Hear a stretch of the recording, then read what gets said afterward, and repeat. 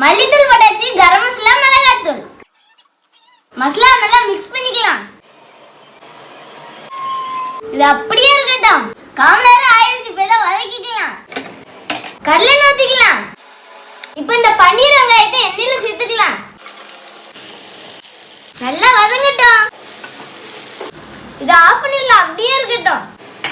கடலை ஊற்றிக்கலாம்.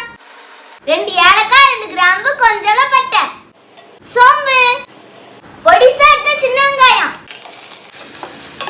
பாருங்க, வெங்காயம் பாதி வந்துருச்சு. இப்போ இஞ்சி பூண்டு பேஸ்ட் சேர்த்துக்கலாம். கரம் மசாலா, மல்லித்தூள், மஞ்சள் தூள், 2 தக்காளியை அரைச்சு ஊற்றிக்கலாம். கொஞ்சம் தண்ணி ஊற்றிக்கலாம். கொதிக்க ஆரம்பிச்சிருச்சு, உப்பு சேர்த்துக்கலாம். வதக்கி வச்சா பன்னீர் சேர்த்துக்கலாம்.